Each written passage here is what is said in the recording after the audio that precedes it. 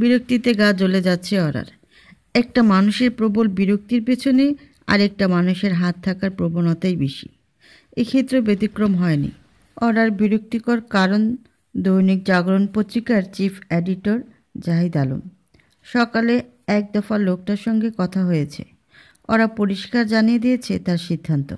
অবশ্য তার সিদ্ধান্ত বললে ভুল হবে, বলা উচিত আরশাদের সিদ্ধান্ত। তবুও লোকটা বেহায়ের মতো কল দিয়েই যাচ্ছে। আজ এফডিসির 11 নম্বর ফ্লোরে চলছে আরশাদের শুটিং। তবে এই শুটিং সিনেমার নয়, বিজ্ঞাপনের নামি দামি এক মোবাইল কোম্পানির ব্র্যান্ড অ্যাম্বাসাডর আরশাদ। এর আগেও এই ব্র্যান্ডের জন্য 2টো বিজ্ঞাপন করেছে। বিজ্ঞাপনগুলোর শুটিংয়ে আরশাদ সহ তার পুরো টিমের ওপরে চাপ কম থাকে। অবশ্য সেটাই তো স্বাভাবিক। 2-2.5 ঘন্টার সিনেমার শুটিং যেখানে করা হয় 40 থেকে 50 দিনে, সেখানে 1 মিনিট কিংবা তারও কম সময়ের বিজ্ঞাপনের শুটিং করা হয় 3 থেকে 4 দিন ধরে। এবারের সেটটাও চমৎকার হয়েছে। যে দেখছে সেই মুগ্ধ হয়ে তাকিয়ে রয়েছে। ওরা একবার ভাবলো জাহিদ আলমের ব্যাপারটা নিয়ে আরশাদের সঙ্গে কথা বলে দেখবে কিনা। তবে পর মুহূর্তে মনে হলো ভুলে ওই কাজ করা যাবে না। আজ বহুদিন পর শুটিং সেটে আরশাদ স্বাভাবিক রয়েছে, সকলের সঙ্গে সহজভাবে কথা বলছে। এই পরিস্থিতি নষ্ট হতে দেওয়ার কোনো মানে হয় না। দীর্ঘশ্বাস ফেলে ওরা প্রবেশ করলো আরশাদের জন্য বরাদ্দ করা গ্রিন রুমে। তার মেকআপ, গেটআপ, বিশ্রামের সকল ব্যবস্থা এই ঘরটাতেই করা হয়েছে। সাধারণত সিনেমা বা বিজ্ঞাপনের শুটিংয়ের সকল অভিনয় শিল্পীদের একটাই গ্রিন রুম দেওয়া হয়। তবে সেটে আরশাদের মতো সেলিব্রিটি থাকলে ভিন্ন ব্যাপার। গ্রিন রুমে আপাতত আরশাদ নেই। টিমের অন্যান্য কাউকেও দেখা যাচ্ছে না, কেবল মেহেদীকে বাদে। এই ছেলেটা আরশাদের কস্টিউম ডিজাইনার। কম বয়সে অতিরিক্ত গুণের অধিকারী হয়ে গেছে।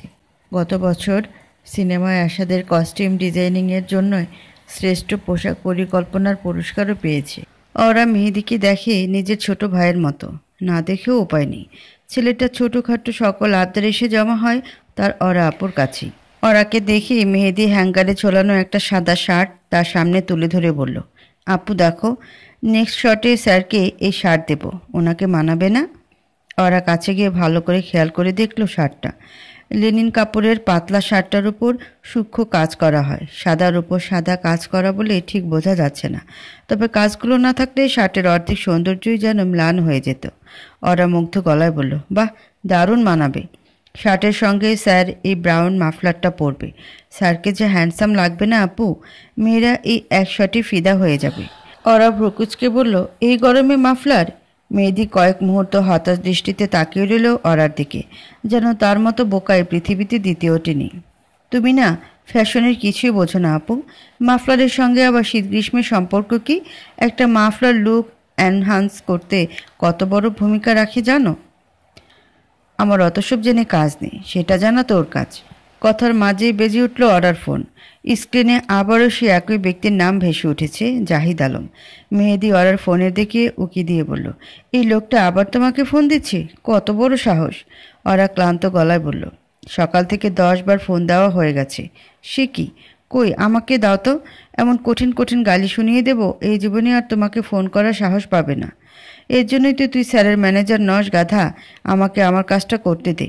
মেহেদী গম্ভীর গলায় বলল, আপু শোনো, ওর সঙ্গে অত ভালো বিহেভ করার দরকার নেই, আজ তো একটা হারামি লোক। ওরা ছোট্ট দীর্ঘশ্বাস গোপন করে বলল, সেটা কি আমি জানি না ভেবেছিস? আমার কাজ হলো সব দিক ম্যানেজ করে চলা, সেটাই করছি।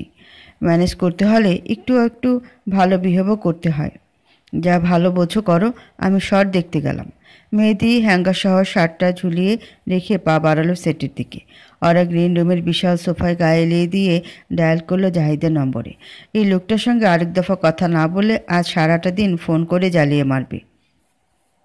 একটা রিং বাজতে অপর প্রান্ত থেকে ফোন রিসিভ করে জাহিদ হাসি হাসি গলায় বলল, কি ব্যাপার ম্যাডাম, ফোন করে করে পাগল হয়ে গেলাম আর এতক্ষণে আমার কথা মনে পড়ল? ওরা বহু কষ্টে গলার স্বর স্বাভাবিক রেখে বলল, ব্যস্ত ছিলাম, কি বলবেন বলুন। আমার তো ওই একটাই কথা, ছোট্ট একটা ইন্টারভিউ, বড় জোর 15 মিনিট সময় লাগবে। আমি তো আপনাকে বলেছি স্যার ইন্টারভিউ দেবেন না। কেন দেবেন না? ওনার সিনেমার শুটিং চলছে। পাবলিক নতুন সিনেমা নিয়ে অনেক বেশি আগ্রহ নিয়ে বসে থাকে। ইন্টারভিউতে সিনেমা নিয়েই 2-4টা প্রশ্ন করব। একবার তো বললাম ভাই, স্যার ইন্টারভিউ দেবেন না। কেন দেবেন না? সমস্যা কোথায়? আপনি একবার রাজি করিয়ে দেখুন না। আরে বাবা, আরশাদ হককে সুপারস্টার কে বানিয়েছে? আমরা বানিয়েছি। আমরা তাকে নিয়ে লেখালেখি না করলে কেউ দেখতে যেত না সিনেমা। সাংবাদিক জাতীয় মানুষদের এই এক সমস্যা। তারা মনে করে পৃথিবীর সকল সফল মানুষের সফলতার পেছনে তাদের অবদান সব থেকে বেশি। একটা মানুষ যতই গুণের অধিকারী হোক না কেন, তারা লেখালেখি না করলে যেন কারো পক্ষে সফলতার স্বাদ পাওয়া সম্ভবই নয়। ওরা বিরক্তির চরম শিখরে পৌঁছে গিয়ে বলল, সমস্যা হলো আপনাদের পত্রিকা। অন্য কোনো পত্রিকা হলে স্যার ইন্টারভিউ দেওয়ার আগে দুবারও ভাবতেন না। জাহিদ ভরকে গিয়ে বলল, কেন? আমরা কি করেছি? সবটা না হয় ভাঙিয়ে নাই বললাম। আপনি নিশ্চয়ই খুব ভালো করে জানেন কি করেছেন।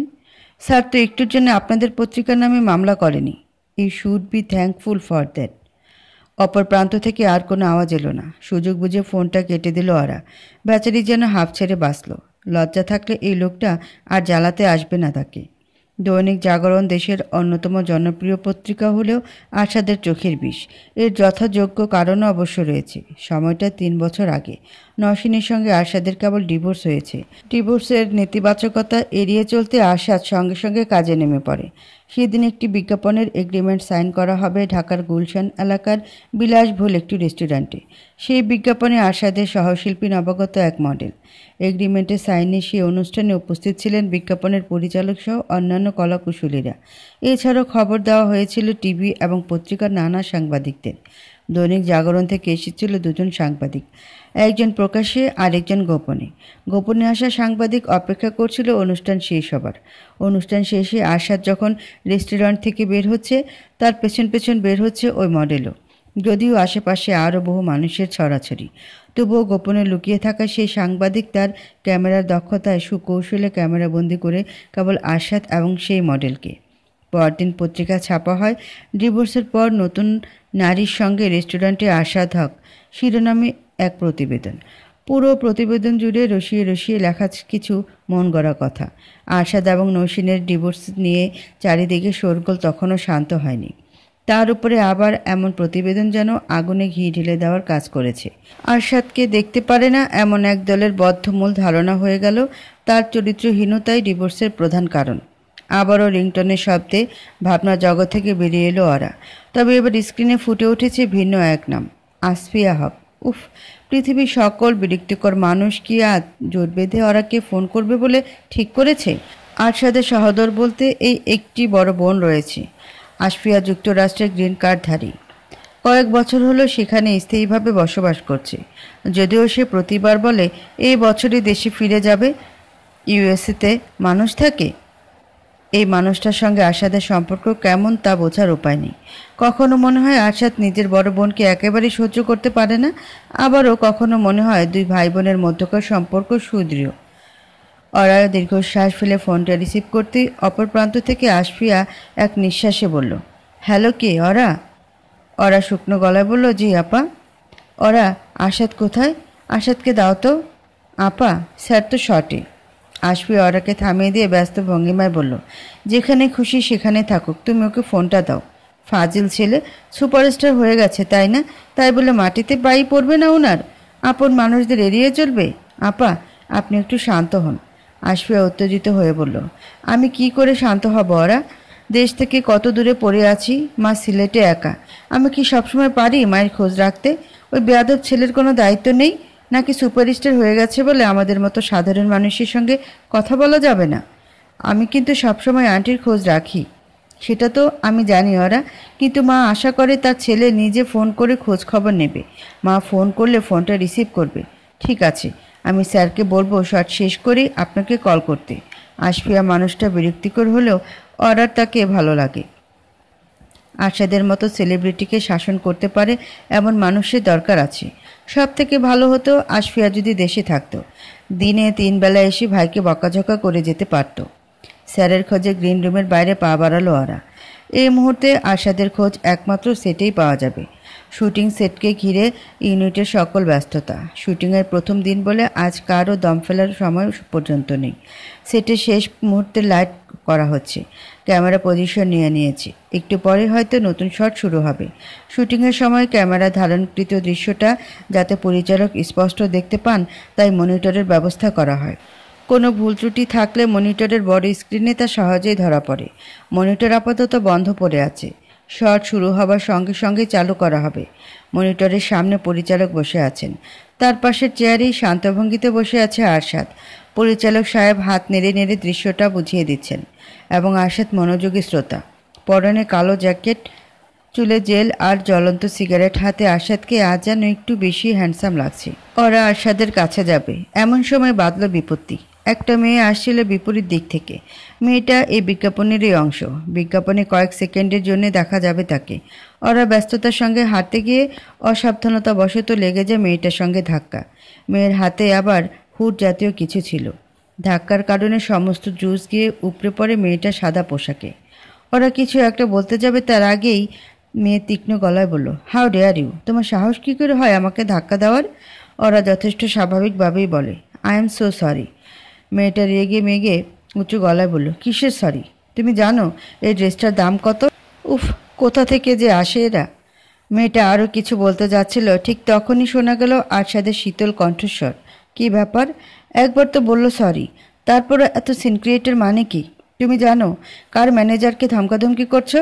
মেয়েটা মুহূর্তেই গলার স্বর এবং মুখভঙ্গিতে নমনীয়তা এনে বলল, ও মাই গড, আমি জানতামই না উনি আপনার ম্যানেজার।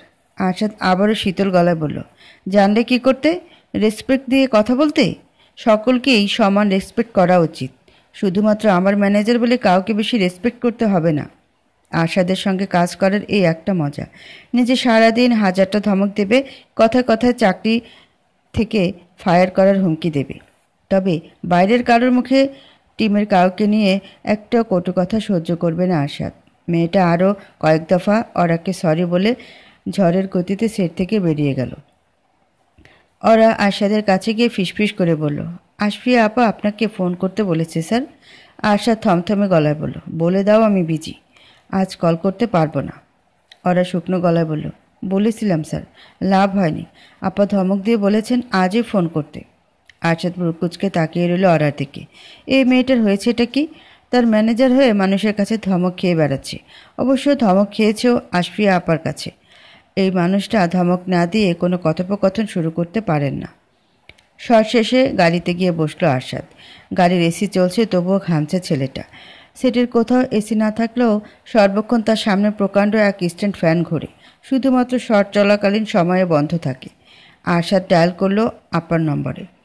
একটা রিং বাজতেই কল রিসিভ করে আশফিয়া অপর প্রান্ত থেকে বলল, হ্যালো আরশাদ, এই বেয়াদব ছেলে, তোর সমস্যা কি? আরশাদ গম্ভীর গলায় বলল, আমার কোনো সমস্যা নেই, ফোন তুমি করতে বলেছ, সমস্যা থাকলে তোমার থাকবে। আশফিয়া ধমকের সুরে বলল, ফাজলামি করবি আমার সঙ্গে? সমস্যা না থাকলে মায়ের ফোন রিসিভ করিস না কেন? তুমি তো জানো কেন, অযথা প্রশ্ন করছো কেন? আশফিয়া কিছুক্ষণ চুপ করে থেকে নরম গলায় বলল, আরশাদ, ওই ঘটনা 3 বছর হয়ে গেছে। 3 বছর কি কম সময়? মাও তার ভুলটা বুঝতে পেরেছে, তোর সঙ্গে কথা বলতে চাইছে। একটা সুযোগে কি তুই দিবি না? এখন কথা বলে কি লাভ আপা? যখন সব থেকে বেশি আমার পাশে কাউকে প্রয়োজন ছিল তখন তো তাকে পাইনি। ওই এক ঘটনা নিয়ে আর কতদিন পড়ে থাকবি ভাই? ভুলে যাওয়ার চেষ্টা কর না। আশা দীর্ঘশ্বাস গোপন করে বলল, চেষ্টা করার কিছু নেই আপা, আমি ভুলেই গেছি। সত্যি সত্যি ভুলে গিয়ে থাকলে তো খুব ভালো কথা। সব সময় চেয়ারফুল থাকবি বুঝলি। একটা ভালো বুদ্ধি দিই। কি বুদ্ধি? আশফিয়া ফিসফিস করে বলল, সময় নষ্ট না করে আরেকটা বিয়ে করে ফেল। আরশাদ বিরক্তির চূড়ান্ত সীমায় পৌঁছে পড়ল। তোমার ফালতু কথা শেষ হয়ে গেলে আমি রাখলাম। আশফিয়াকে আর কোনো কথা বলার সুযোগ না দিয়ে আরশাদ ফোনটা কেটে দিল। ডিভোর্সের পর থেকে বহু মানুষ বহুবার এই একটা কথা বলেছে তাকে, নতুনভাবে জীবনটাকে শুরু করতে। যার জীবন একটা নির্দিষ্ট জায়গায় আটকে আছে সে আবার নতুন করে জীবন শুরু করবে কি করে? সন্ধ্যার পর ঝমঝমিয়ে বৃষ্টি নেমেছে। চারিদিকে কনকনে শীতল হাওয়া বইছে। মনে হচ্ছে কেউ যেন বাতাসের সঙ্গে কয়েক টুকরো বরফ গুঁড়ো করে মিশিয়ে দিয়েছে। গাড়ির জানালার কাচগুলোতে ফোঁটা ফোঁটা বৃষ্টি জমেছে। ওয়াইপার চালু রয়েছে, সর্বক্ষণ সেগুলো ব্যস্ত রয়েছে গাড়ির সামনের কাজটা মুছে স্বচ্ছ রাখতে। এমন প্রলয়কারী বৃষ্টি ঢাকায় বিগত কয়েক বছরে দেখা যায়নি। নাকি দেখা গেছে কয়েক বছর ধরে বৃষ্টিটাকেই ঠিকমতোই খেয়াল করা হয়নি। ভয়ঙ্কর আওয়াজ করে বিদ্যুৎ চমকে উঠল। কথা এই সময় আশেপাশে থাকলে নির্ঘাত ভয় পেয়ে ঝাঁপড়ে ধরত আরশাদকে। কথার কথা মনে পড়তেই মনটা ভালো হয়ে গেল। আগামী সপ্তাহে বাবা মেয়ে মিলে বেড়াতে যাচ্ছে যুক্তরাষ্ট্রের ফ্লোরিডাতে। সেখানেই রয়েছে কথার স্বপ্নের ডিজনিল্যান্ড। গাড়িটাকে আর বাড়ির সামনে দাঁড় করালো না আরশাদ, সোজা চলে গেল গ্যারেজে। শুটিং শেষে আরশাদ একাই ড্রাইভ করে বাড়ি ফেরে। দিনের শেষ ভাগ সব থেকে ক্লান্তিময় সময়। এই সময়টা একা কাটাতে স্বাচ্ছন্দ্য বোধ করে। টিমের কাউকে সঙ্গে বয়ে নিয়ে আসার অর্থ বাড়তি মাথা ব্যথা। গাড়ি গ্যারেজে রেখে আরশাদ বেরিয়ে এলো। বৃষ্টির প্রবল থাবা থেকে নিজেকে বাঁচানোর কোনো প্রকার চেষ্টা না করেই জ্যাকেটের পকেট থেকে চাবিটা বের করলো। রাতে এই বিশাল দোতলা বাড়িতে আরশাদ একাই থাকে। দিনভর মতিউর থাকে, ঘরটর গুছিয়ে রাখে। রাত 10টার দিকে দরজা তালাবদ্ধ করে চলে যায়। যদিও এ বাড়িতে একা না থাকাই স্ত্রীও। অনেকের ধারণা এ বাড়িতে অশরীরী কিছু থাকে।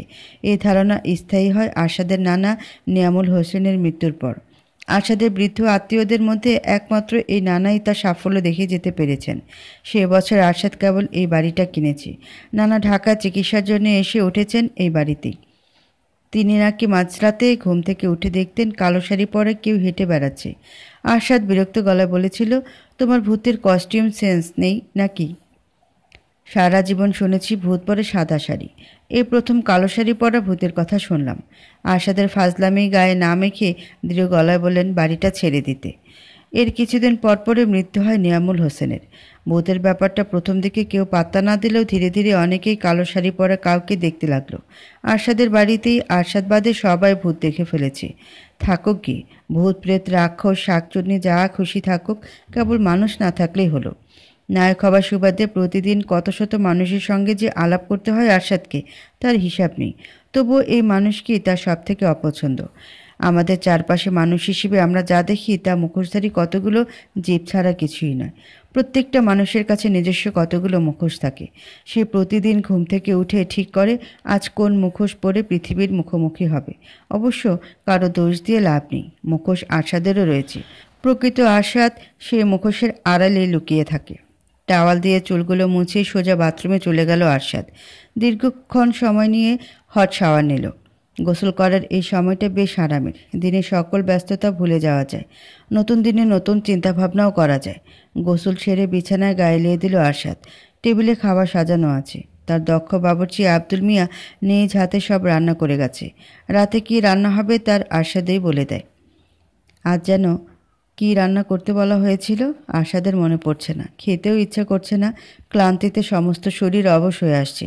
খুব আশ্চর্যজনকভাবে অতিরিক্ত ক্লান্তিতে ঘুমও আসতে চায় না। ঘুম কোথায় যেন ছুটে পালিয়ে যায় দু চোখ থেকে। আরশাদ বেশ অনেকক্ষণ এপাশ ওপাশ করলো, ঘুম কিছুতেই এলো না। উঠে বসে বিরক্ত ভঙ্গিতে সিগারেট ধরালো আরশাদ। নিজের সঙ্গে সময় কাটানো তার সব থেকে অপছন্দের। নিজের এলোমেলো চিন্তাভাবনাগুলো এড়াতেই তো সকাল সকাল শুটিংয়ে চলে যায় আরশাদ। ফিরে গভীর রাতে, তবুও ভাবনাগুলো স্বস্তির নিঃশ্বাস ফেলতে দেয় না। ঘুম যেহেতু আসছে না, অযথা বিছানায় পড়ে থাকার মানেও হয় না। আরশাদ বিছানা ছেড়ে উঠে পড়ল। ধীর গতিতে পা বাড়ালো ডাইনিং রুমের দিকে। ডাইনিং টেবিলের দিকে তাকিয়ে বিগড়ে যাওয়া মেজাজটা আরেকটু বিগড়ে গেল। তার প্রকাণ্ড টেবিলের পুরোটা জুড়ে সাজানো নানা ধরনের খাবার। একজন মানুষের জন্য 10 জনের রান্না করাটা আবদালের বদভ্যাসে পরিণত হয়েছে। কালকে কঠিন ভাষায় ধমক দিতে হবে তাকে। এবার মনে পড়ল আজ রাতে কি রান্না করতে বলেছিল। টমেটো দিয়ে চিংড়ি মাছের বারবিকিউ। আব্দুল মিয়ার এই প্রিপারেশনটা বিশ্বসেরা। সে বলে এটা নাকি মেক্সিকান রেসিপি। আদতে কোন দেশের কে জানে, জিনিসটা খেতে অসাধারণ হয়। এটাই আসল কথা। এই রান্নার জন্যই তার আগামীকালকের ধমক বাতিল করলো আরশাদ। খাওয়া দাওয়া শেষে বাড়ি জুড়ে হাঁটতে শুরু করলো। নিজের বাড়িটা দীর্ঘদিন নিজেই ঘুরে দেখা হয় না। হাঁটতে হাঁটতে আনমনে আরশাদ এসে পৌঁছলো নিচতলার সব থেকে বড় বেডরুমটায়। আরশাদের মা সেলিনা হক ঢাকায় এলে এই ঘরটাতেই থাকেন। ঘরটা সাজানো হয়েছে তার পছন্দ অনুযায়ী। আচ্ছা, আশফি আপা কি তাহলে আজ ঠিক কথাই বলছিল? আরশাদের কি উচিত মায়ের সঙ্গে সব কিছু স্বাভাবিক করে নেওয়া? দীর্ঘশ্বাস ফেলল আরশাদ। এই প্রশ্নের উত্তর তার নিজের কাছেও নেই। হাঁটতে হাঁটতেই হঠাৎ চোখে পড়ল দেয়ালে ঝুলতে থাকা একটা ছবির দিকে। মেঝেতে এক গাদা খেলনা নিয়ে বসে থাকা ছোট্ট আরশাদ। করুণ দৃষ্টিতে ছবিটার দিকে তাকিয়ে রইল আরশাদ। এই বাচ্চাটার জন্য খুব মায়া হয় তার। ওর সঙ্গে কোনোদিনও খারাপ ছাড়া ভালো কিছু হয়নি। মানুষের প্রথম জীবন দুঃখ দুর্দশায় কাটলে দ্বিতীয় জীবনে নাকি প্রশান্তি নেমে আসে। এই যেমন ওরা। মেয়েটার প্রথম জীবন কেটেছে যন্ত্রণা বঞ্চনা অত্যাচারের মাঝে। সে জীবন থেকে বেরিয়ে আসার জন্য সে নির্ঘাত দিন রাত প্রার্থনা করেছে। তার প্রার্থনা সত্যিও হয়েছে। দ্বিতীয় জীবনে সে ভালো আছে। কিন্তু একটা মানুষ প্রথম জীবন দুঃখ দুর্দশায় কাটানোর পর যখন দ্বিতীয় জীবন পায় আর সে জীবনটাও যখন ডুবে যায় অন্ধকারে, তখন হতাশা ছাড়া আর কোনো অবকাশ থাকে না তার। কারণ তৃতীয় জীবন বলে প্রকৃতি আমাদের কিছু দেয় না। দিয়ে থাকলেও আশাদের ভাগ্যে তা লেখা নেই। আশাদের ছোটবেলাটা কেটেছে অন্ধকারে, নিবিড় কালো অন্ধকার। অতিরিক্ত অন্ধকারও একসময় মানুষের চোখ সয়ে যায়। তবে সেই অন্ধকারের কথা মনে করলে আজও গা শিউরে ওঠে। আশাদের বাবা আরমান হক ছিলেন একজন ব্যবসায়ী। কিসের ব্যবসা করতেন উত্তরটা কখনই জানা ছিল না আশাদের। কারণ তিনি বেশি দিন এক ব্যবসা টিকিয়ে রাখতে পারতেন না। কখনো চালের ব্যবসা, কখনো জামা কাপড়, কখনো বইপত্র। এই শহরে এমন কোনো জিনিস নেই যার ব্যবসা আরমান হক করেনি। দুদিন পর পর ব্যবসায় ধস আর নতুন নতুন ব্যবসা শুরু করার কারণে চারিদিকে দানা বাড়তে থাকে। আরমান হয়ে পড়েন দিক বিদিক শূন্য। টাকার যোগান দিতে তার লোভী চোখ দুটো গিয়ে পড়ে সেলিনা হকের বিয়ের গয়নার ওপর। বিয়ের গয়নার সঙ্গে সব নারীরই অতিরিক্ত মায়া যুক্ত থাকে। তার উপরে ওই গয়নাগুলি ছিল সেলিনার ছেলে মেয়েদের অনিশ্চিত ভবিষ্যতের একমাত্র সম্বল। তাই গয়নাগুলোর জন্যে সামান্য প্রতিবাদ করলেই চরমভাবে অপদস্থ হন স্বামীর হাতে। আরমান ছোট ছোট ছেলে মেয়েদের সামনে বেল্ট খুলে স্ত্রীকে মারতে শুরু করেন। ওই ঘটনা প্রগাঢ় ছাপ ফেলেছিল আরশাদের ছোট্ট মস্তিষ্কে। শরীরের কোনো অংশ পুড়ে গেলে আজীবন সূক্ষ্ম ক্ষতচিহ্ন রয়ে যায়। তেমনি এই ঘটনা থেকে পাওয়া ক্ষতচিহ্ন আজও রয়ে গেছে মনে। এরপর থেকে বাবার কাছে মায়ের মার খাওয়াটা স্বাভাবিক হয়ে যায় তার কাছে।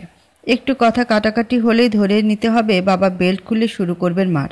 অদ্ভুত ব্যাপার, স্ত্রীর প্রতি হাজার অবিচার করলেও সন্তানদের সঙ্গে ঠিকই হেসে হেসে কথা বলতেন আরমান। আদর্শ পিতার ন্যায় প্রতি সপ্তাহে নতুন নতুন খেলনা এনে দিতেন ছেলে মেয়েদের। তবুও তাদের মনে সামান্যতম জায়গা করে নিতে পারেননি। আশাদের বয়স যখন 14 কি 15, তখন একদিন আরমান ফুরফুরে মেজাজে বাড়ি ফিরলেন। সাধারণত তিনি বাড়ি ফিরে মেজাজ গরম করে থাকেন। তিক্ত গলায় কতক্ষণ সেলিনার সঙ্গে ঝগড়া করেন। তবে সেদিন দেখা গেল একেবারেই ভিন্ন চিত্র। আরমান বাড়ি ফিরে হাসি হাসি গলায় ছেলে মেয়েদের পড়াশোনার খোঁজ খবর নিলেন। স্ত্রীকে সন্ধ্যার চা বানাতে সাহায্য করলেন। তবুও কোথায় যেন একটু খটকা লেগেই থাকলো আশাদের মনে। বাবা কি তবে সত্যিই ভালো হয়ে গেল? চা খেতে খেতে কথার ছলে আরমান স্ত্রীকে বললেন, এইবার এই চায়ের ব্যবসাই করব, বুঝলে সেলিনা? সিলেটের ছেলে হয়ে অন্য কোনো ব্যবসা আমাকে মানায় নাকি? সিলেটে একটা ফ্যাক্টরি ভাড়া নেব। 3 মাসের মধ্যেই আমরা কোটিপতি। এই ভাড়া বাসায় আর থাকতে হবে না। সেলিনা হতবাক গলায় বললেন, মাত্র 3 মাসের মধ্যে? কি করে সম্ভব? সম্ভব হবে না কেন? আমার 2 বন্ধুকে এবার সাথে নিচ্ছি। চায়ের ব্যবসায় ওরা এক্সপার্ট। এই এক ব্যবসা দিয়ে দুজনে ঢাকায় 4টা করে ফ্ল্যাট কিনেছি। বলো কি? ঠিকই বলেছি। এই ব্যবসাটা একবার দাঁড়িয়ে গেলেই আমাদের সব দুঃখ শেষ। নিজেদের বাড়ি হবে, গাড়ি হবে, ধার দেনা করে আর চলতে হবে না। তোমাকেও দিনরাত খাটাখাটনি করতে হবে না। সামান্য গ্লাসে পানি ঢেলে দেওয়ার জন্য লোক থাকবে। স্বপ্নে বিভোর হয়ে সেলিনার চোখ দুটো চকচক করে উঠল। এমন একটা দিনের প্রতীক্ষায় তিনিও বসে আছেন। রোজকার অশান্তি দূর হয়ে যদি জীবনে সুখের প্রাচুর্য আসে, তবে ক্ষতি কিসের? খুশিতে গদগদ হয়ে সেলিনা বললেন, তাহলে তুমি এই ব্যবসাটাই শুরু করো। শুরু করো বললেই তো আর শুরু করা যায় না। ফ্যাক্টরি ভাড়া নিতে হবে, মেশিনারিজ কিনতে হবে, কর্মচারী ঠিক করতে হবে, কত কাজ। এসব কাজ কি আর ফ্রি করা যায় বলো? প্রায় 1,10,000 টাকা তো লাগবেই। 10 লাখ? এত টাকা তুমি কোথায় পাবে? আরমান চায়ের কাপে চুমুক দিয়ে নির্বিকার ভঙ্গিতে বললেন, তুমি জোগাড় করবে? আমি আমি এতগুলো টাকা কোথায় পাবো? তোমার ভাইদের কাছে চাইবে। এমনিতেও বিয়ের পর তাদের কাছে কোনো সাহায্যই তো চাওনি। তাই বলে 10 লাখ টাকা চাবো? চাইলে কি ওরা দিয়ে দেবে? আচ্ছা, 10 লাখ লাগবে না।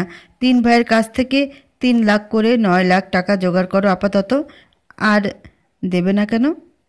বলবে 3 মাসের মধ্যে আমি ফেরত দিয়ে দেব। 3 ভাইয়ের কাছ থেকে 6 লাখ টাকার মতো জোগাড় করতে পেরেছিলেন সেলিনা। অন্ধের মতো বিশ্বাস করে সেই টাকা তুলে দিয়েছিলেন স্বামীর হাতে। চোখে ছিল একটাই মাত্র অপেক্ষা, সুদিনের অপেক্ষা। সেলিনার যত্নে গড়া বিশ্বাসের পাহাড় নিমেষে ভেঙে চুরমার করে দেন আরমান। 6 লাখ টাকা নিয়ে এক ভোরবেলা তিনি যে বেরিয়ে গেলেন আর কোনোদিন ফিরে এলেন না। পরবর্তীতে খবর এলো তিনি অবস্থান করছেন অস্ট্রেলিয়াতে তার দ্বিতীয় স্ত্রীর সঙ্গে। বাংলাদেশে থাকতে প্রথম স্ত্রীর অজ্ঞানে দ্বিতীয়বারের মতো বিয়ে করেছিলেন তিনি। আরমান সুজিনের স্বপ্ন ঠিকই দেখেছিলেন, তবে সেই স্বপ্নে ছিল না প্রথম পরিবারের কেউ। আশফিয়া চোখের সামনে পুরুষ বলতে বাবাই দেখেছে। ভাই তখনও অনেক ছোট। তার বারবার মনে হতে থাকে পৃথিবীর সকল পুরুষ এতটাই খারাপ, এতটাই নিকৃষ্ট। সেই চিন্তাভাবনা থেকে আশফিয়া এখনও বিয়ে করেনি, কখনো করবে বলেও মনে হয় না। আশাদ সকল পুরুষকে বাবার মতো মনে করেনি, বরং নিজেকে বুঝিয়েছে কোনো ক্রমেই বাবার মতো হওয়া যাবে না। এত শক্ত মনোবলের অধিকারী হওয়া সত্ত্বেও ভেজাল ভরপুর এই শৈশব গভীরভাবে নাড়িয়ে দেয় তাকে। আশাদ ক্রমেই আত্মবিশ্বাস হারিয়ে ফেলতে শুরু করে। সব সময় তার মনে হতে থাকে সে যেখানে যাবে সাথে করে অশান্তি বয়ে নিয়ে যাবে। ছোটবেলার এই ট্রমা দীর্ঘদিন ভুগিয়েছে আশাদকে, শেষ করে দিতে চেয়েছে তিলে তিলে, তবে পারেনি। এর আগেই তার আগমন ঘটে রূপালী পর্দার সোনালী জগতে। জীবনটা বদলে যেতে শুরু করে স্বপ্নের মতো করে। তবে শরীরের কোনো ক্ষত শুকানোর আগে যদি দ্বিতীয়বার সেই একই জায়গায় ক্ষত এসে স্থান দখল করে, তখন ব্যথার কোনো অবকাশই থাকে না। মায়ের ঘর থেকে বেরিয়ে এলো আশাদ। প্রথম জীবনের যন্ত্রণাদায়ক স্মৃতিগুলো তার মস্তিষ্ক এখন আর সঙ্গে নিয়ে বয়ে বেড়ায় না। তবে দ্বিতীয় জীবনের যন্ত্রণাগুলোর জাত আলাদা। এরা গেঁথে রয়েছে মস্তিষ্কের প্রতিটি কোষের সঙ্গে। এদের ভুলে যাওয়ার কোনো উপায় নেই। দ্বিতীয় জীবনের ট্রমার সূচনা হয় ডিভোর্সের পর থেকে। তবে ডিভোর্সকে কেন্দ্র করে নয়। ওই বিচ্ছেদ নিয়ে আশাদের মনে এক ফোঁটা অনুশোচনা বা আক্ষেপ নেই, বরং যা আছে তা হলো গর্ব। এতটা গর্ব নিজের অঢেল সাফল্যের ওপরেও হয় না। ঘটনা শুরু হয় আনুষ্ঠানিকভাবে ডিভোর্সের ঘোষণা করার পরপর। আগে থেকে আশা ঠিক করে রেখেছিল তাদের ডিভোর্সের প্রকৃত কারণ কেউ জানবে না, পত্রপত্রিকার সাংবাদিকও না, ভক্তকুলও না। হুট করে কোনো কারণ ছাড়া ডিভোর্সের ঘোষণা আসায় ভক্তরা হয়ে গেল ক্ষুব্ধ। অলিতে গলিতে চায়ের দোকানে শুধুমাত্র একটাই আলোচনা, কেন হলো আশাদ নওশিনের ডিভোর্স? তাদের মধ্যে কি ভালোবাসার কমতি ছিল? একেবারেই না, বরং নবদম্পতির কাছে তারা ছিল আদর্শের মতো। ভক্তদের এই অসীম আগ্রহকে কেন্দ্র করে শুরু হলো গল্প লেখা। সাংবাদিকেরা প্রতিবেদন থেকে সরে এসে কাল্পনিক বেড়াজালে শব্দগুলিকে আবদ্ধ করতে ব্যস্ত হয়ে পড়ল। কোনো কোনো গল্পে আশাদের জীবনে আবির্ভাব ঘটেছে নতুন এক নারীর, যে নারী আশাদের মনে জায়গা দখল করে সুকৌশলে সরিয়ে দিয়েছে তার স্ত্রী নওশিনকে। কোনো কোনো গল্পে সকল দোষ নওশিনের। সে নাকি এক বড়লোক ব্যবসায়ীর প্রেমে পড়ে আশাদকে ডিভোর্স দিয়েছে। হাজারো কাল্পনিক গল্পের ভিড়ে কোনটা সত্যি তা কেউ জানে না। আশাদ চাইলেই পারত গণমাধ্যমে এসে নওশিনের নামে এক গাদা বাজে কথা বলতে। ডিভোর্স মানেই তো কাদা ছড়াছড়ির প্রতিযোগিতা। ভক্তকুল এতে দারুণ বিনোদন পেলেও একটা সময় সেই লেখাগুলো গিয়ে পড়তো কথার চোখে। মাকে সকলের সামনে হেয় করার জন্য কথা কি কোনোদিনও পারত বাবাকে ক্ষমা করতে? পারত না। যেমন আশাদ পারেনি তার বাবাকে ক্ষমা করতে। মেয়ের অকারণ ঘৃণা থেকে বাঁচতে মুখে কুলুপেটে থেকে লাভটা হলো কোথায়? বড় হয়ে কি দেখবে কথা? তার বাবাকে দোষী করে লেখা হাজারখানেক কাল্পনিক গল্প। কথাও হয়তো দিন শেষে অন্যান্য সকলের মতো বিশ্বাস করে নেবে তার বাবার চরিত্রহীনতার কারণেই তার জীবনের আদর্শ সুখী পরিবারের এত অভাব। আর বেশি কিছু ভাবতে পারল না আশাদ। মাথাটা ধরে আসছে। আর বেশিক্ষণ এসব চিন্তা করলে শুরু হয়ে যাবে তীব্র মাথা ব্যথা। মনটাকে অন্যদিকে ঘুরিয়ে নিতে টিভির সামনে বসলো আরশাদ। বহুদিন টিভি দেখা হয় না।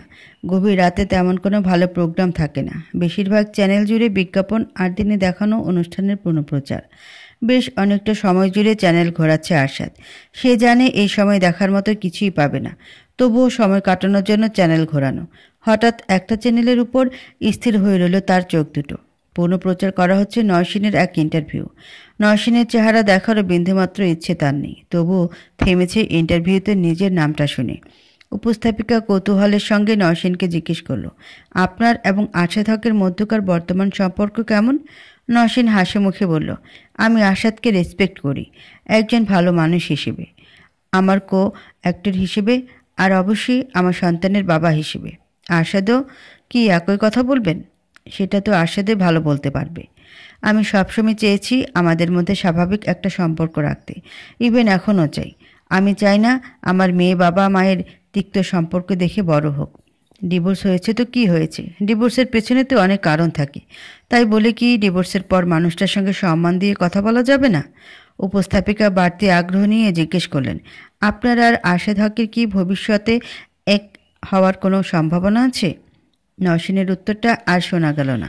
তার আগেই আরশাদের সামনে থাকা কাচের স্ট্রে এসে আছড়ে পড়ল টিভির ওপর। ঝনঝন শব্দ করে ভেঙে পড়ল দেয়ালের সঙ্গে ঝুলন্ত টিভিটা। রাগ ক্রমে বাড়তে শুরু করেছে আরশাদের মাঝে।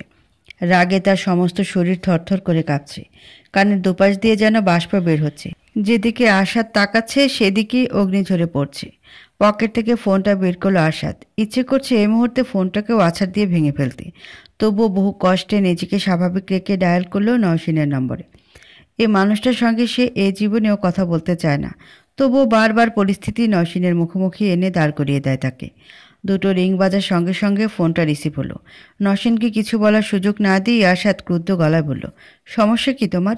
বলেছি না ইন্টারভিউতে আমার ব্যাপারে কোনো কথা বলবে না, তাও বারবার আমার টপিক নিয়েই পড়ে থাকো কেন? অপর প্রান্ত থেকে নওশিন কাতর সুরে বলল, সাদ আমার কথাটা শোনো। আরশাদ হুঙ্কার দিয়ে বলল, don't you dare to call me that. কয়েক মুহূর্ত চুপ করে থেকে নওশিন শান্ত সুরে বলল, আচ্ছা ঠিক আছে, ডাকবো না। আমার কথাটা একবার শোনো। আমি তোমার ব্যাপারে কথা বলতে চাইনি। ওরা জিজ্ঞেস করলে আমার কী বা করার আছে? আমি তো আর তোমার মতো সিনক্রেট করতে পারি না। আমি সিনক্রেট করছি না। পরিষ্কার বলে দিয়েছি তুমি আমাকে নিয়ে ইন্টারভিউতে কোনো কথা বলবে না। তার মানে বলবে না। তুমি শুধু শুধু রেগে যাচ্ছ। নিজেকে একবার জিজ্ঞেস করে দেখো আমি কি ভুল কিছু বলেছি? ডিভোর্স হয়ে গেছে তো কি হয়েছে? আমি কি সামান্যতম সম্মান পেতে পারি না তোমার কাছ থেকে? তোমার বাচ্চার মা আমি। আশা তাচ্ছিলের হাসি হেসে বলল, নাটক না? নাটক করছো তুমি সবার সামনে? তোমার এসব নাটক খুব ভালো করে জানা আছে আমার। ভাবছো এভাবে বাচ্চার দোহাই দিয়ে ভিকটিম কার্ড প্লে করলে মানুষের সিম্প্যাথি পাবে? ভুলে যেও না, আমি একবার চাইলেই তোমার আসল চেহারাটা সবাই দেখে ফেলবে। আমার কোনো আসল নকল চেহারা নেই। সবাই যা দেখে তাই আমার আসল চেহারা। তোমার মতো দুই চেহারার মানুষ আমি নেই। মনে নেই বিয়ের দিন কী বলেছিলে আমাকে? বলেছিলে যত যাই হয়ে যাক না কেন সব সময় পাশে থাকবে আমার। তাহলে শেষ পর্যন্ত থাকলে না কেন আমার পাশে? লজ্জা করে না তোমার? কোন মুখে বড় বড় কথা বলছো তুমি? আমি দুই চেহারার মানুষ? নিজের দোষ আড়াল করার জন্যই তো আমাকে দুই চেহারার মানুষ বানিয়ে রেখেছ। আমার কোনো দোষ ছিল না। নওশিনকে থামিয়ে দিয়ে আরশাদ বিরক্ত গলায় বলল, তোমার সাথে কথা বলতে আমার রুচিতে বাড়ছে। ভালোভাবে বলছি, ফার্দার আমাকে নিয়ে ইন্টারভিউতে কোনো কথা বলবে না। আমার নাম ব্যবহার করে ফেম পাওয়ার অভ্যাসটা এবার বন্ধ করো। ধোয়া ওঠা কফির কাপ নিয়ে টিভির সামনে বসল নওশিন। তার সকালটা কেটে যায় সংবাদ দেখতে দেখতে। এই বাড়িতে সর্বক্ষণ আলো বাতাস খেলা করে বেড়ায়। তবুও যেন আজ মনে হচ্ছে বিচিত্র এক অন্ধকারে ছেয়ে আছে পুরো বাড়ি।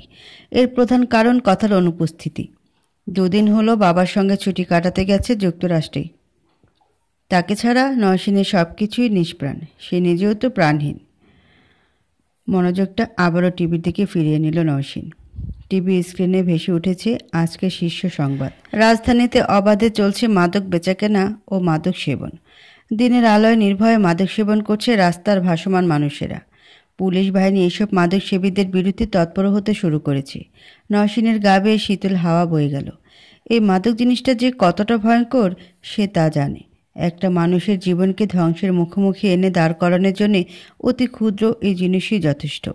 অতীতে রাত 1:10, কুয়াশার চাদরে ঢেকে আছে চারপাশ। শীতটা এবার একটু বেশি অনুভূত হচ্ছে। প্রচণ্ড শীতে আরশাদের দাঁতে দাঁত লেগে শিরশির করে ওঠে। হাত দুটো অবশ হয়ে আসে। গাড়ি থেকে বেরিয়ে বাড়ির ভেতরে প্রবেশ করলো আরশাদ। সারা বাড়ি অন্ধকারে ছেয়ে আছে। অদ্ভুত ব্যাপার, এই বাড়ির আলোগুলো কখনো নিভিয়ে রাখা হয় না। অন্ধকার নওশিনের একেবারেই অসহ্য। কিছুটা অবাক হয়েই শোবার ঘরের দিকে পা বাড়ালো আরশাদ। সে ঘর থেকে অবশ্য ক্ষীণ আলোর আভা আসছে। কথার বয়স হবে 3 মাস। মেয়েটা মাকে বড্ড বিরক্ত করে। সারা রাত কেঁদে কেটে একাকার অবস্থা, আর সারাদিন ঘুমে আচ্ছন্ন। কয়েকদিন আগে আরশাদের নতুন সিনেমাটার শুটিং শুরু হলো। তবুও বেচারা যতটা পারে নওশিনকে সাহায্য করে। মেয়ে যখন তাদের দুজনের, রাত জাগাটাও দুজনেরই কর্তব্য। ঘরে ঢুকে আরশাদ দেখতে পেল কথা তার গভর্নেসের কোলে উঠে হাত পা নেড়ে খেলা করছে। এই গভর্নেস কথা 7 দিন বয়স থেকেই বাড়িতে রয়েছে। তার প্রধান দায়িত্ব বাচ্চার দেখাশোনা নওশিনকে সাহায্য করা। বাবাকে দেখিয়ে তার দিকে হাসি মুখে হাত বাড়িয়ে দিল কথা। মেয়েটা হয়েছে প্রখর বাবা ভক্ত। বাবা আশেপাশে থাকলে তার কাউকে প্রয়োজন হয় না। দিনভর ক্লান্তির পর মেয়ের মুখটা দেখে প্রচ্ছন্ন হাসি ফুটে উঠল আরশাদের ঠোঁটেও।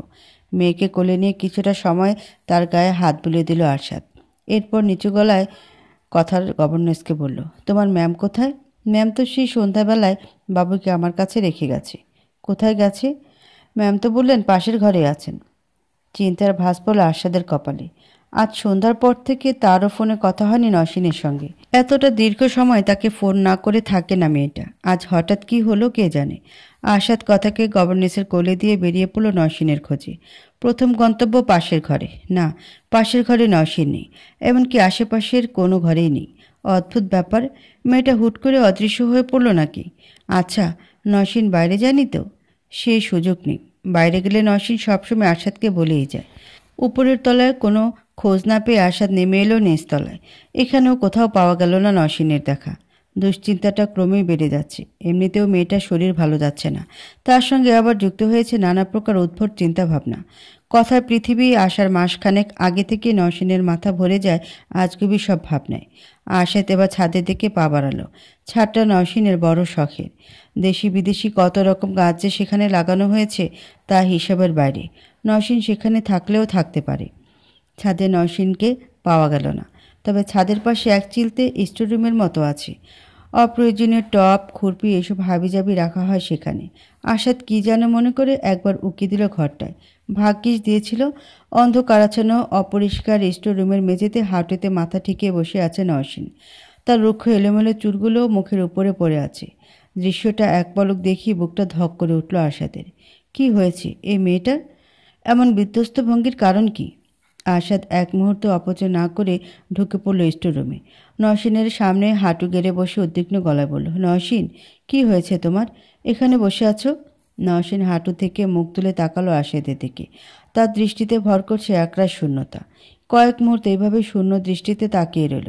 অতঃপর নীরবতা ভঙ্গ করে করুণ কণ্ঠে বলল, সাদ, তুমি এসেছ? এতক্ষণ পর এসেছ? আমি সেই কখন থেকে তোমার জন্য অপেক্ষা করছি। আরশাদের দুশ্চিন্তার পাল্লা আর একটু ভারী করে দিল নসীনের এই কণ্ঠস্বর। আরশাদ চিন্তিত গলায় বলল, কি হয়েছে তোমার নসীন? কিছু হয়নি তো, কি হবে আমার?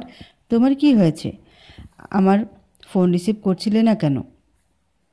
জানো কতবার ফোন করেছি তোমাকে? 1,000,000,000 বার ফোন করেছি। নসীন একেবারেই উল্টোপাল্টা কথা বলছে। সন্ধ্যার পর থেকে সে একবারও ফোন করেনি আরশাদকে। উল্টো আরশাদে একবার ফোন করে বন্ধ পেয়েছে, অথচ নসীন কিনা বলছে 1,000,000,000 বার ফোন করেছি। ফোনের ব্যাপারটা নিয়ে আর কোনো কথাই গেল না আরশাদ। সে বেশ বুঝতে পারছে স্বাভাবিকতার লেশমাত্র নেই নসীনের মাঝে। অস্বাভাবিকভাবে টলছে মেয়েটা। টলতে টলতে এসে পড়ল আরশাদের বুকে। অসহায় গলায় বলল, কেন বারবার আমাকে একা রেখে চলে যাও সাদ? তুমি জানো না তোমাকে ছাড়া থাকতে আমার প্রচণ্ড কষ্ট হয়? অবুঝের মতো চেয়ে রইল আরশাদ। স্বাভাবিকের থেকে বেশি অস্বাভাবিক আচরণ করছে কেন নসীন? মেয়েটা চিরকালই হাস্যোজ্জ্বল। কথা পৃথিবীতে আসার পর সেই স্বাভাবিক কিছুটা ভাটা পড়লেও প্রকৃত মানুষটা তো একেবারে বদলে যাওয়ার কথা নয়। আরশাদ কিছু একটা বলতে যাবে ঠিক তখনই তার চোখ পড়ল মেঝেতে। ছড়িয়ে ছিটিয়ে পড়ে আছে কিছু জিনিস। নিজ চোখে এই জিনিসের আগে কখনো না দেখলেও চিনতে বিন্দুমাত্র অসুবিধা হলো তার। আরশাদ ভীত গলায় বলল, নসীন, তুমি ড্রাগস নিয়েছ? নসীন আঁতকে উঠে বলল, কই, না তো। আমি কেন ড্রাগস নিতে যাব? তোমার কি আমাকে এতটা খারাপ মনে হয় সাদ? আরশাদ লক্ষ্য করল নসীন ভীষণভাবে কাঁপছে। তার নিঃশ্বাসও ভারী হয়ে এসেছে। আরশাদের মাথাটা আর কিছুতেই কাজ করছে না। সব হিসাব যেন কেমন এলোমেলো হয়ে আসছে। যে মানুষটা সবসময় মাদকের বিরুদ্ধে সোচ্চার, সে নিজেই আজ ড্রাগ নিয়ে পড়ে আছে। কথাকে গর্ভে ধারণ করার পর থেকে খুব স্বাভাবিকভাবেই নসীন বদলে গেছে। তাই বলে এতটা বদলে যেতে হবে? আরশাদ আরও কয়েকবার নসীনকে ডাকল, কিন্তু কোনো সাড়া শব্দ পাওয়া গেল না। আরশাদ মেয়েটাকে কোলে তুলে সাবধানে নিয়ে গেল দোতলায়। এই অবস্থায় নসীনকে কথার কাছে রাখাটা ঠিক হবে না, তাই তাকে নিয়ে শুয়ে দিল পাশের ঘরটায়। ডাক্তারকে খবর দিতে হবে, কথাকে গিয়ে দেখে আসতে হবে।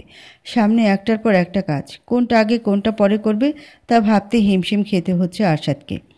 এত সব ভাবনার মাঝে হঠাৎ বেজে উঠল আরশাদের ফোন। স্ক্রিনে ভেসে উঠেছে ফারুকের নাম। ফারুক আরশাদের ম্যানেজার। লোকটার বয়স 60-এর কাছাকাছি, তবুও তার মধ্যে দায়িত্বজ্ঞানের কোনো অন্ত নেই। আরশাদের ক্যারিয়ারের শুরু থেকে ফারুক আছে তার ম্যানেজার হিসেবে। বয়সের ভারে নুস ফারুক আগামী বছর কাজ থেকে অবসর নেবেন বলে আরশাদের হতাশার শেষ নেই। নতুন ম্যানেজার কিভাবে কাজ করবে কে জানে। ফোন রিসিভ করতে শোনা গেল ফারুকের চিন্তিত কণ্ঠস্বর, স্যার, একটা ঝামেলা হয়ে গেছে। বিরক্তির প্রবল স্রোত বয়ে গেল আরশাদের উপর দিয়ে। একে তো বেচারা নসীনের এই ঝামেলা জর্জরিত, তার উপরে আবার কি ঝামেলা বেঁধেছে। আরশাদ দীর্ঘশ্বাস ফেলে বলল, কি হয়েছে? ফারুক ইতস্তত করে বলল, ম্যাম আজ সন্ধ্যায় জাগরণ পত্রিকার এডিটরকে ফোন করে বলেছেন তিনি ড্রাগ নিচ্ছেন। আরশাদ হকচকিয়ে গিয়ে বলল, হোয়াট? জি স্যার, সাথে আবার একটা ছবিও পাঠিয়েছেন। বলে দিয়েছেন কালকে সকালে যেন বড় বড় হেডলাইনে খবরটা ছাপা হয়। তর্জনী দিয়ে কপাল ঘষতে ঘষতে গভীর চিন্তায় ডুবে গেল আরশাদ। কেন এমন পাগলামি করছে নওশিন? খবরটা একবার পত্রিকা ছাপা হলে তো সর্বনাশ।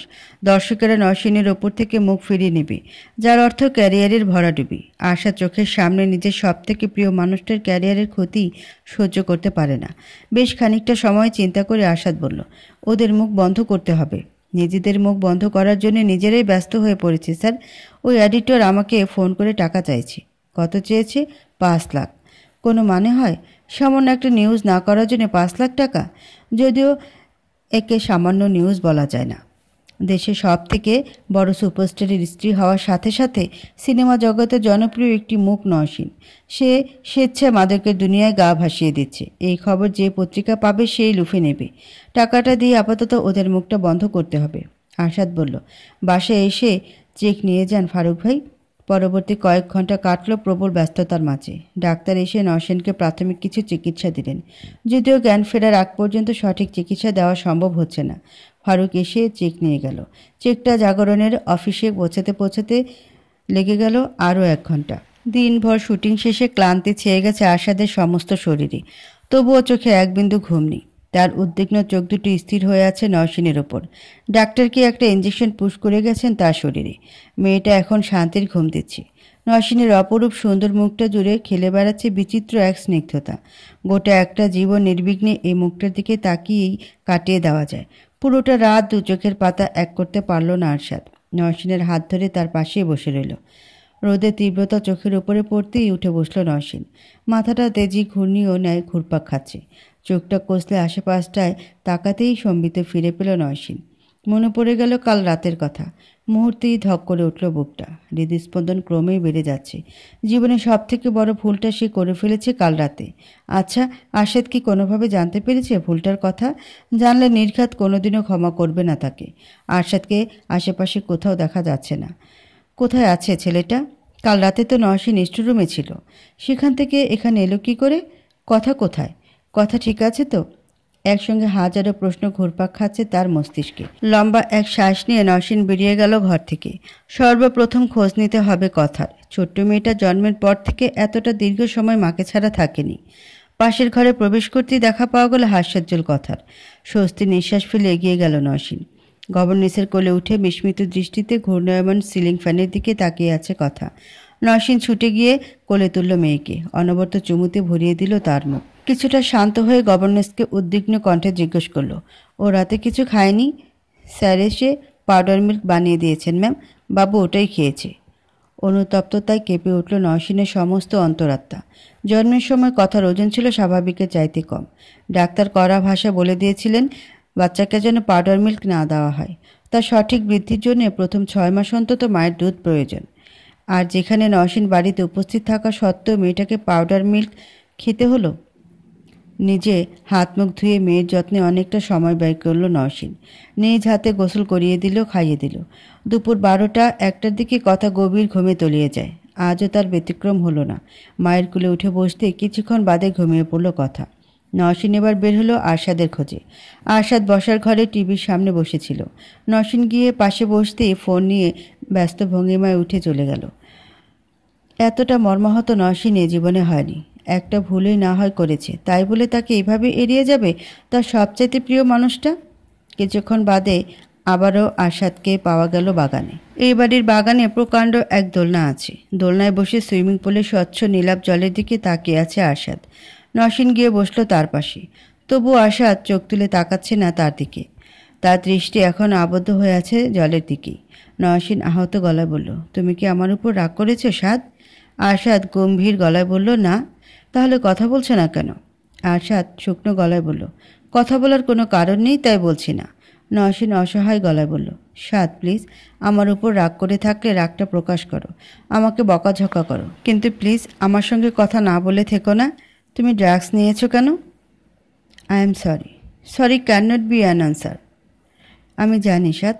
নওশিনকে থামিয়ে দিয়ে আরশাদ অবিশ্বাসের সঙ্গে বলল, আমার তো বিশ্বাসই হচ্ছে না নওশিন, তোমার মতো একটা মানুষ ড্রাগ নিচ্ছে, যেখানে তুমি সবসময় ড্রাগসের বিরুদ্ধে কথা বলো। আমি এখনও ড্রাগসের বিরুদ্ধে সাথ, কিন্তু কথার মাঝপথে থেমে গেল নওশিন। কেমন অন্যমনস্ক হয়ে তাকিয়ে রইল মাটির দিকে। আর কিছু বলার মতো ভাষা যেন তার জানা নেই। আরশাদ তাচ্ছিলের হাসি হেসে বলল, তোমার কাছে এসবের কোনো ব্যাখ্যা নেই, তাই না? আছে সাদ, আমি পাগল হয়ে যাচ্ছি, নিজের মধ্যে নেই আমি।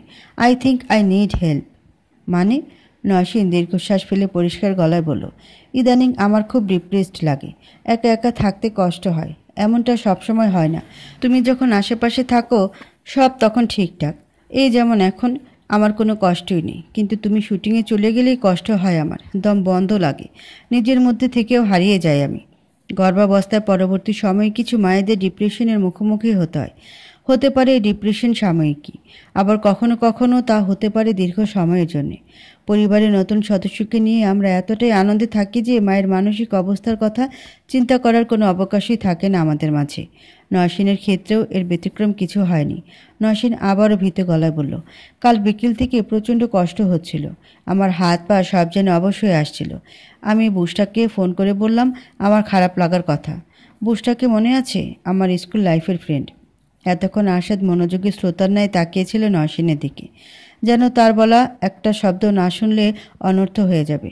কথার মাঝে নওশিনের এই প্রশ্নে আরশাদ কেবল হ্যাঁসূচক মাথা নাড়ল। নওশিন আবারও বলল, প্রেগনেন্সির পরবর্তী ডিপ্রেশন নাকি খুব নর্মাল। ওরও এমনটা হয়েছিল, বাচ্চার দিকে কোনো মনোযোগ দিতে পারত না, তখন বুসটা ওই জিনিস নিয়েছিল, 2-3 বার নিয়েই কাজ হয়েছে। ও আবার স্বাভাবিক জীবনে ফিরে গেছে। বুসরাই তো ও ড্রাইভারকে দিয়ে জিনিসটা পাঠিয়ে দিল। আরশাদ ছোট্ট দীর্ঘশ্বাস গোপন করে বলল, এসব কথা আমাকে আগে বলনি কেন নওশিন? এমনিতেই তো তুমি অনেক ব্যস্ত, তার উপরে আবার। নওশিনের কথা শেষ হবার আগেই আরশাদ তাকে জড়িয়ে ধরে বলল, তোমার জন্য কখনো আমার সময়ের অভাব রয়েছে? নওশিনও 2 হাত পরমে আবেগে জড়িয়ে ধরল আরশাদকে। তার সকল শূন্যতা যেন পূর্ণতা পায় এই মানুষটার বুকে। বলো, হয়েছে? না। আরশাদ বলল, তাহলে? তোমার কোনো কষ্ট হলে সেই কথা সবার আগে জানার অধিকার আমার। বললাম তো ভুল হয়ে গেছে। আরশাদ নওশিনের মাথায় হাত বুলিয়ে দিয়ে বলল, আচ্ছা, এক কাজ করি, আগামী সপ্তাহে শুটিং ক্যান্সেল করে আমরা কোথাও ঘুরতে চলে যাই। এই সময়ে? অসুবিধা কি? ঠিক করে ফেলো কোথায় যাবে। না আরশাদ, তোমার শুটিংয়ের অনেক ক্ষতি হয়ে যাবে, সেটা নিয়ে তোমাকে চিন্তা করতে হবে না। আমার বউয়ের প্রায়োরিটি সবার আগে বর্তমানে। পুরনো দিনের কথাগুলো ভেবে শিউরে উঠল নওশিন। জীবনটা এত সুখময় ছিল, ভাবলেই নিজের প্রতি নিজের হিংসা হয়। আশাদের ভালোবাসা ছিল তার সবথেকে বড় সম্পদ।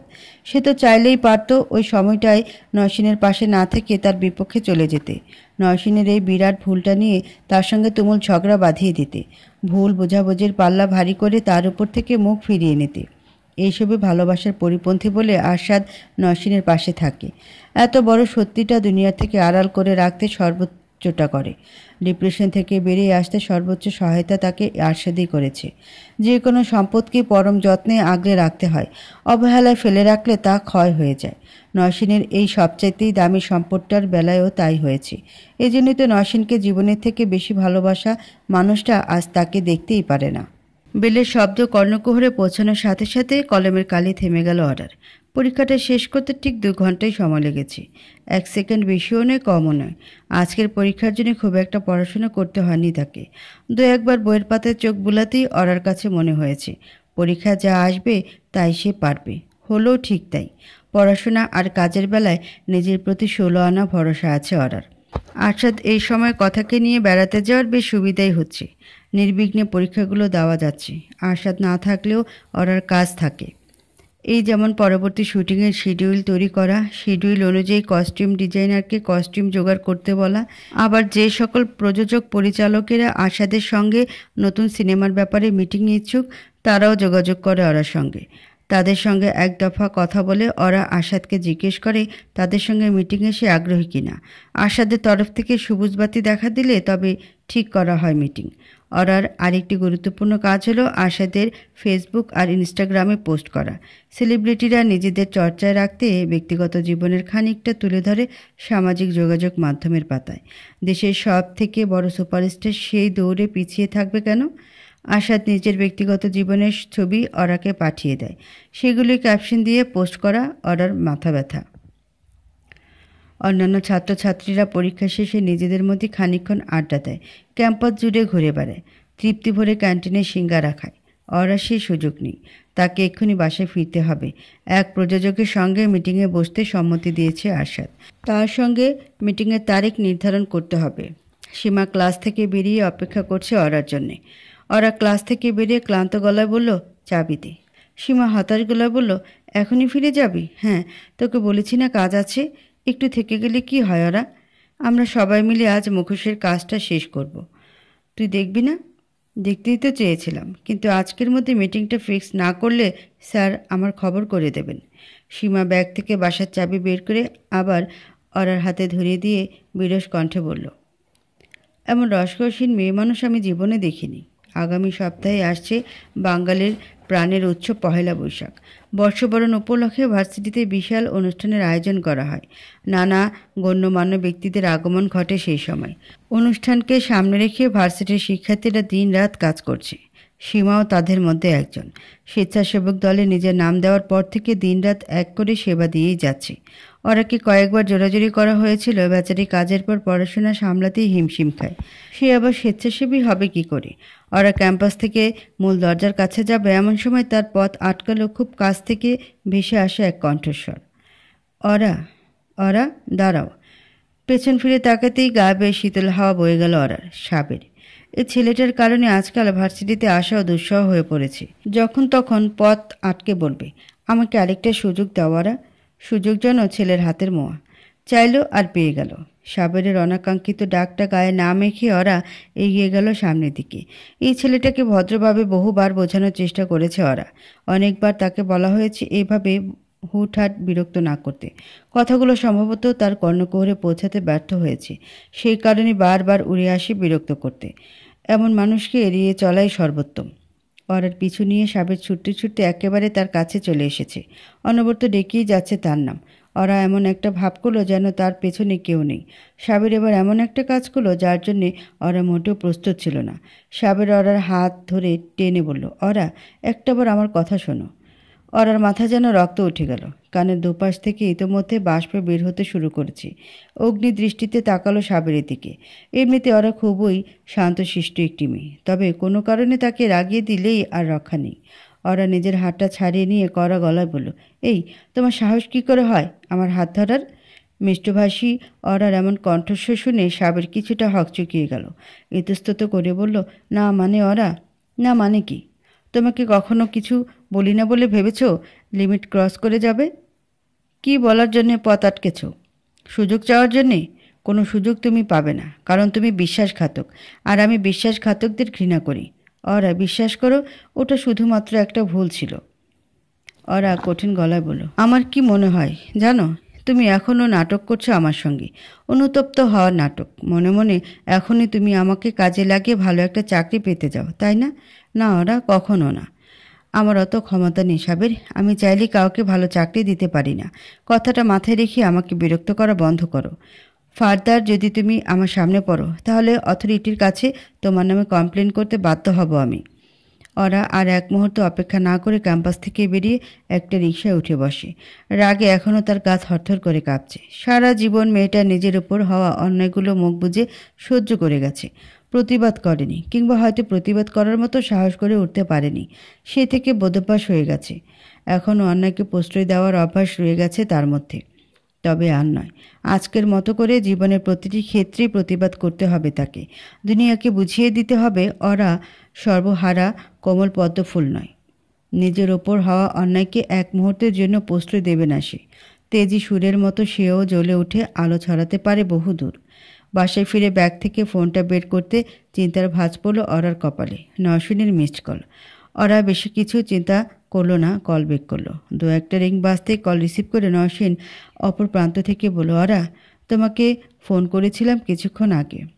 ওরা বিনয়ী গলায় বলল, সরি ম্যাম, আমি ক্লাসে ছিলাম বলে ফোনটা সাইলেন্ট করে রেখেছিলাম, তাই শুনতে পাইনি। আরে বাবা, কোনো ব্যাপার না। তোমার ক্লাস কি শেষ হয়েছে?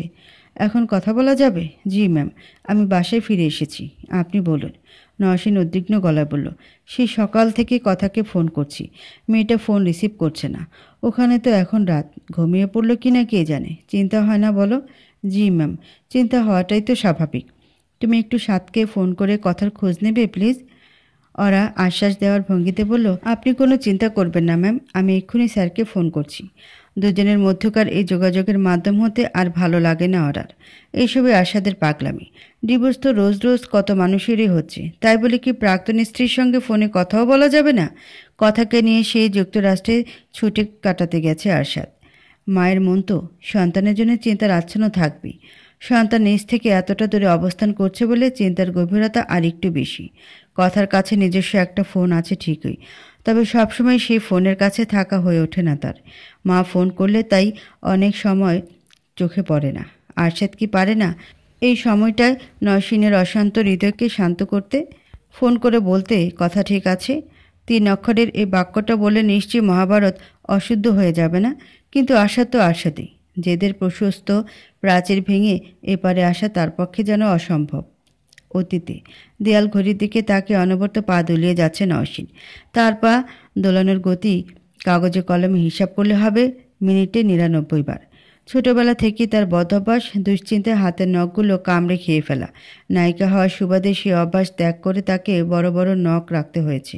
তবে আজ হঠাৎ পুরনো এই বদভ্যাস ফিরে এসেছে। নিজের অজান্তেই ডান হাতের নখগুলো কামড়াচ্ছে নওশীন। ঘড়িতে বাজছে কাটা কাটা 1:30। এই গভীর রাতে ব্যস্ততম ঢাকা কেমন যেন নিশ্চুপ হয়ে ওঠে। দিনের অন্যান্য সময় এ বসার ঘরে বসলে রাস্তা থেকে নানান শব্দ ভেসে আসে। কখনো হকারদের হাঁক ডাকার শব্দ, রিকশার বেলের শব্দ, গাড়ির হর্নের শব্দ। এখন কোনো শব্দই আসছে না, চারিদিকে পিনপত নীরবতা। নওশীনের চোখে এক ফোঁটাও ঘুম নেই। কথার সঙ্গে রাত জাগতে জাগতে তার চোখ থেকে ঘুমটুম সব উড়ে গেছে। আশ্চর্যজনকভাবে কথা আজ তাড়াতাড়ি ঘুমিয়ে পড়েছে। জীবনের এই প্রথম 11 মাসে মেয়েটা কখনো রাত 3টার আগে ঘুমায়নি। নওশীন দুশ্চিন্তায় অস্থির হয়ে অপেক্ষা করছে আশাদের জন্যে। ছেলেটাকে সেই কখন থেকে ফোন করে যাচ্ছে, রিসিভ করার কোনো নামগন্ধ নেই। আশার ঠিক আছে তো? দুশ্চিন্তার প্রবল স্রোত বয়ে গেল নওশীনের গা বেয়ে। নওশীন ওড়না দিয়ে সাবধানে কপালের ঘাম মুছল। ঠিক তো অবশ্যই আছে। শুটিং থাকলে আশাদ এমন রাত করেই বাড়ি ফেরে, এ আর নতুন কি? তবুও কেন দুশ্চিন্তায় আচ্ছন্ন হয়ে আছে তার সমস্ত অন্তরাত্মা। এত সব চিন্তার ভিড়ে হঠাৎ নওশীন সম্বিত ফিরে পেল কলিং বেলের আওয়াজে। এক মুহূর্ত অপচয় না করে সে ছুটে গিয়ে দরজা খোলো। দরজার ওপাশে দাঁড়িয়েছিল তার কাঙ্ক্ষিত মানুষটা। আশাদকে দেখতে আজ বেশ ক্লান্ত লাগছে। মনে হচ্ছে যেন বেচারার শরীরের এক বিন্দু শক্তি অবশিষ্ট নেই। তবুও সারাদিন পর নওশীনের মুখটা দেখে ঠোঁটে জোরপূর্বক হাসি টানল আরশাদ। নওশীনকে জড়িয়ে ধরে কোমল গলায় বলল, এখনও জেগে আছো তুমি? নওশীন আকস্মিক আলিঙ্গনে কোনো প্রকার সাড়া না দিয়ে বলল, কোথায় ছিলে তুমি? আরশাদ নওশীনকে ছেড়ে ঘরের ভিতরে ঢুকতে ঢুকতে বলল, এটা কী ধরনের প্রশ্ন? তুমি খুব ভালো করেই জানো আমি কোথায় ছিলাম। দরজাটা ধাম করে বন্ধ করে দিয়ে নওশীন কড়া গলায় বলল, 7, তোমার শুটিং 10টায় শেষ হয়েছে। মোবাইল থেকে ঢাকায় ফিরতে 3 ঘন্টা লাগে নওশীন, এটাও তোমার জানার কথা। হঠাৎ এসব জিজ্ঞেস করছো কেন? কারণ তুমি আমাকে ইগনোর করছো। আরশাদ হতবাক গলায় বলল, আমি? হ্যাঁ তুমি। কোনো কারণ ছাড়াই দিনের পর দিন ইগনোর করে যাচ্ছ আমাকে। আমি ফোন করলে রিসিভ করো না, টেক্সটে রিপ্লাই দাও না। কেন সাদ? আমাকে আর আগের মতো অ্যাট্রাকটিভ লাগে না, তাই না? আরশাদ ক্লান্ত গলায় বলল, নওশীন আমি প্রচুর টায়ার্ড, এই মুহূর্তে তোমার এসব কথা শুনতে ভালো লাগছে না। নওশীন আক্ষেপে সুরে বলল, আমার কথা তো আর ভালো লাগবেই না, আমি তো পুরনো হয়ে গেছি। নতুন মানুষদের নতুন নতুন কথা এখন ভালো লাগবে তোমার। তুমি কি বাই এনি চান্স আমাকে সন্দেহ করছো? সন্দেহ না করার কোনো উপায় তো তুমি রাখো নিশাদ। তোমার সব সময় বাইরের মানুষের জন্যে, আমার জন্যে তো কোনো সময়ই নেই তোমার। এমনটা তো ছিল না আগে। তোমার মোট সময়ের বেশি সময় ছিল আমার জন্যে। হুট করে তুমি বদলে গেছো। আরশাদ বিরক্ত গলায় বলল, আমি বদলে যাইনি নওশীন, তুমি পাগল হয়ে যাচ্ছ। তুমি খুব ভালো করেই জানো আমাকে সারাদিন শুটিং করতে হয়, আর শুটিংয়ের সময় কল রিসিভ করা আমার পক্ষে সম্ভব হয়ে ওঠে না। তাছাড়া আমি তো এই প্রথম শুটিং করছি না, এর আগেও বহুবার শুটিং করেছি, বহুবার তোমার কল মিস করেছি। তখন তো এমন করনি তুমি, কারণ এখন আমার তোমাকে প্রয়োজন সাদ। নওশীন কথাটা বলার সঙ্গে সঙ্গে দোতলায় উঠে গেল। আরশাদের সঙ্গে এই কথোপকথন চালিয়ে যেতে ইচ্ছে করছে না। সারা শরীর জুড়ে ছড়িয়ে পড়েছে বিচিত্র এক ক্লান্তি। এই ক্লান্তি সহজে দূর হওয়ার নয়। নওশীন খুব ভালো করেই জানে আরশাদের কোনো দোষ নেই। দেশের সব থেকে বড় সুপারস্টার হওয়া মুখের কথা নয়। অবিরাম নিজের জায়গাটা ধরে রাখার জন্য পরিশ্রম করে যেতে হয় তাকে। তবে দোষটা নওশীনেরও নয়। ভালোবাসার মানুষের কাছ থেকে একটু সময় সবাই আশা করে। সে এক বিন্দু সময়ের জন্য নওশীন ছটফট করেই চলেছে। বর্তমানে রাত 10:32। বাবার গায়ের ওপর হাত পা তুলে দিয়ে নিশ্চিন্তে ঘুমাচ্ছে কথা। সাধারণত এত তাড়াতাড়ি সে ঘুমায় না। আজ সারাদিন বেচারির ওপর দিয়ে প্রচুর ধকল গেছে। ক্লান্ত হয়ে তাই আগেভাগেই ঘুমিয়ে পড়েছে। সফরের তৃতীয় দিনে আজ তারা ঘুরতে গিয়েছিল ডিজনি স্প্রিংসে। প্রথম দুদিন পুরোটাই ব্যয় করেছে কথার স্বপ্নের ডিজনিল্যান্ডে। নিজের সব থেকে পছন্দের চরিত্রদের সামনাসামনি দেখে এবং পছন্দের সব রাইডে চড়ে মেয়েটা যেন পাগল প্রায়। ডিজনি স্প্রিং ডিজনিল্যান্ডের আদলে তৈরি করা একটি শপিং মল। মূলত বাচ্চাদের জন্য পুরো শপিং মলটা তৈরি করা হয়েছে। ডিজনি সকল কার্টুনের থিমে বাচ্চাদের পোশাক, খেলনা, খাবার আরও কত যে হাবিজাবি আছে তার হিসাব নেই। শপিং মলটা সাজানো হয়েছে ডিজনির থিমের আদলে। কথা চোখের সামনে যা পেয়েছে তা পছন্দ করেছে, তাই কিনেছে। আজ তাকে বাদ সাধার ক্ষমতা যেন কারো নেই। আরশাদও আদর্শ বাবার ন্যায় পূরণ করেছে মেয়ের প্রতিটি শখ। কথার মাথায় হাত বুলিয়ে দিল আরশাদ। মেয়েটা সর্বক্ষণ তার আশেপাশে থাকলে ভালোই হতো। তার অশান্ত হৃদয়টা শান্ত থাকার একটা উপায় খুঁজে পেত। আরশাদ চাইলেই পারত ডিভোর্সের সময় কথার কাস্টাডির আপিল করে মেয়েকে নিজের কাছে রাখতে। তবে তাতে কেবলই তিক্ততা বাড়ত মেয়ের জীবনে।